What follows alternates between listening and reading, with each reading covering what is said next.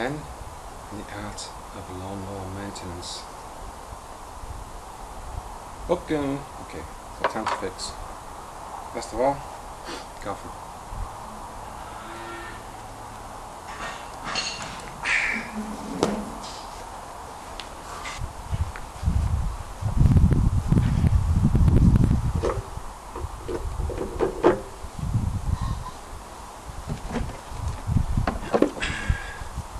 Cyril Scott wrote in The Initiate, a thing is either pleasurable or tedious depending on what we ourselves bring to it.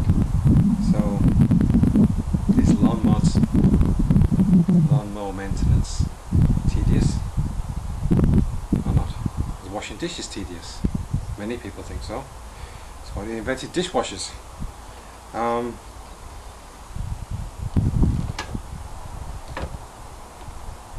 Now this nut is there we go. So what we got here today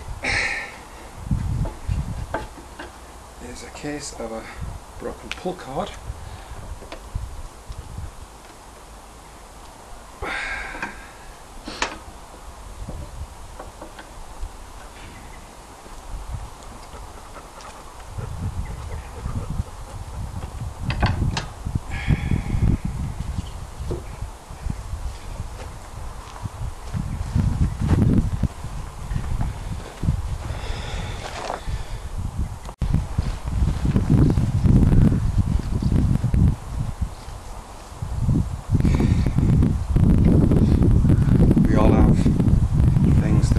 Stressful, or we hate doing them, we find them boring, we find them tedious.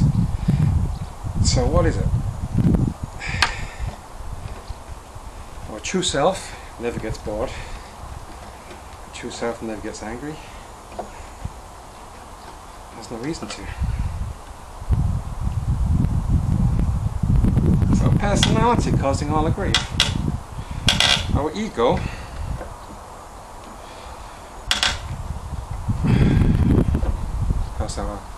our personality is a product of the mind. So the mind then is not our enemy so much, but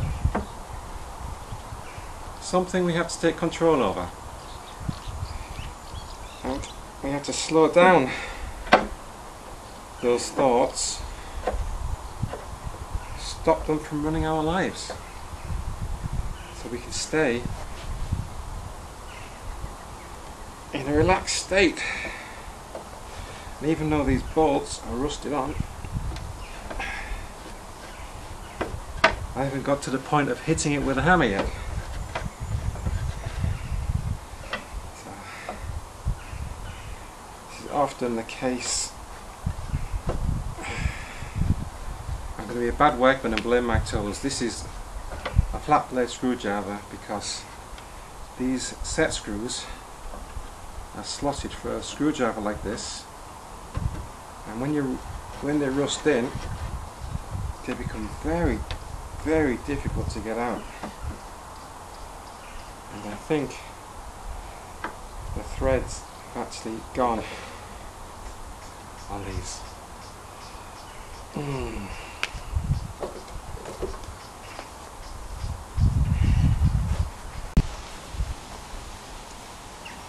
So our own personality, the idea of who we think we are, is actually is responsible for our unhappiness.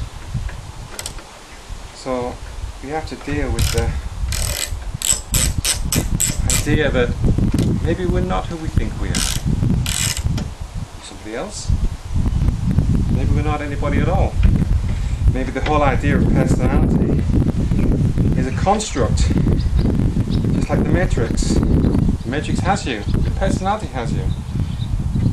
And okay, the personality is useful. It brought you to this place right now. And often people create even a spiritual personality. And the spiritual personality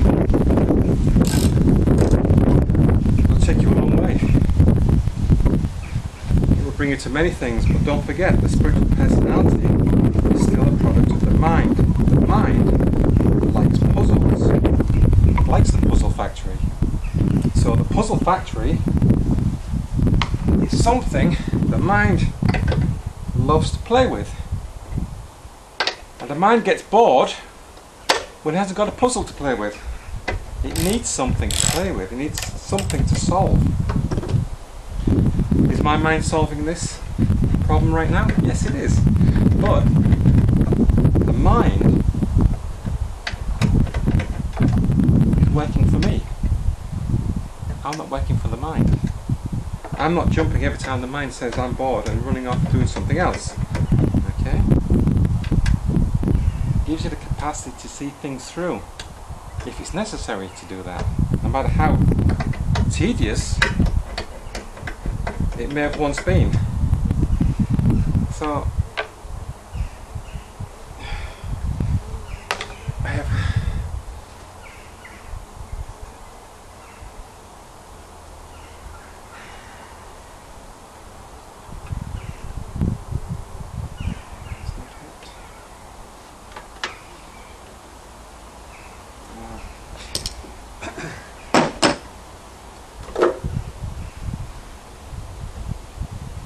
trying to find a solution to a problem is the job of the mind. However,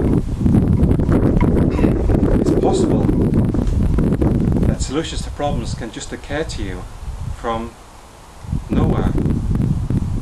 An idea can just arise from nowhere. You haven't got to sit down and think about it. It just arises. Things just arise in consciousness. The same way that the television was invented at the same time in Russia and in Scotland. How is that possible? It's the ideas are there, they're all out there. And they just occur.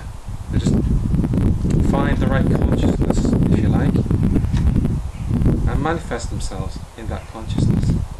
So, what do we do then about when you get a problem? Well, the mind is designed for fixing problems.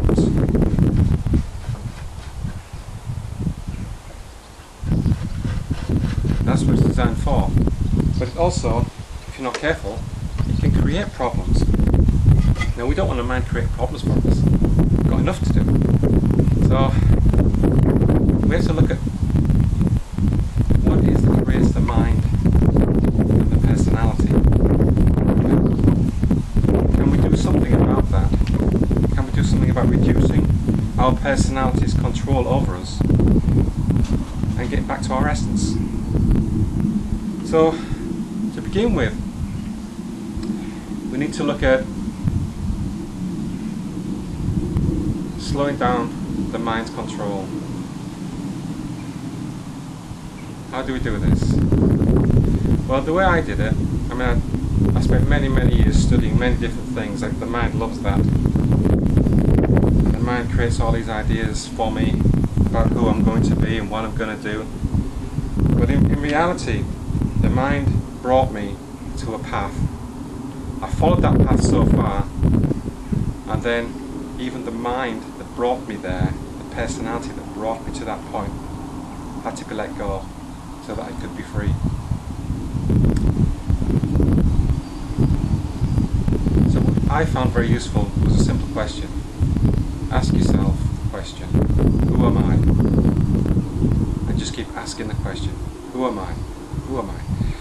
And an answer will arise. And pay no attention to the answer. Who am I? I am Mike. No, you're not Mike. You're more than Mike. You're more than a name. I am this body. You're more than a body. What else are you? And let the mind just produce all these answers and see what happens. And it's all you can do. You can only just keep trying and trying and trying and keep asking the question. And who knows what the result will be. But you will, the mind will lose its grip over you very slowly or very quickly, depending on your evolution. I can't guarantee anything because everybody's different. But the fact that you're watching this video could mean that you're ripe. You're ripe for enlightenment, liberation, moksha, whatever you want to call it. Okay? So if you're ripe, This could be the final step for you. Who am I? Who am I? And then the question arises, well, how do I know that I've reached liberation? How do I know that I'm enlightened? You will know. You will know. There'll be a point where that question has no power. There will be no answer. There'll be complete silence. And you'll get it just like that. You will see who you really are. And it's that seeing that is the liberation from the personality. So, you need to practice if you want liberation. If you want to spend the rest of your life suffering, then don't bother. Switch off, go watch some soap opera. They love all that. Soap operas indulge in suffering. They indulge in watching other people cause suffering for other people. That's the game of soap operas. I don't watch soap operas, never have done. I never saw the appeal. But if you do watch them, go ahead. Don't watch this. Because they're completely juxtaposed to each other. Completely different things. We're talking about releasing ourselves from the personality. And even afterwards, after liberation occurs, the personality is still there. I still have a personality. It's what allows me to talk to you today. But it's not controlling me.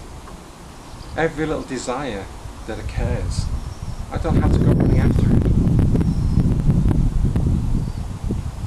So, anyway, give it a try. You never know. Things may happen for you. But don't give up. Keep trying. It's like digging a well. You don't start digging a well in one place and 10 minutes later go dig a well somewhere else. And then 10 minutes after that dig a well somewhere else. You have to keep digging in the same hole before you reach water. You got to keep digging till you get water. And that's the same as a spiritual practice.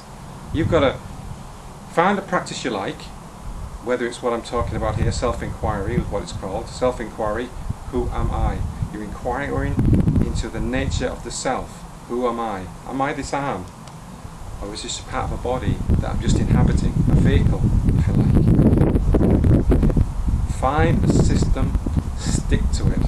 And at the same time, you've got to monitor results. If you're not getting results, find something else. Try this, try something else. There are 8 billion paths to enlightenment. 8 billion people on the planet. Every path is different. Everyone is at a different stage. What's right for me might not be right for you. My path is completely unique. Your path is completely unique. So, don't be a slave to what you think you should do. Because again, if you think you should do it, who's telling you should do it? Mind? Personality? Okay. So who are you?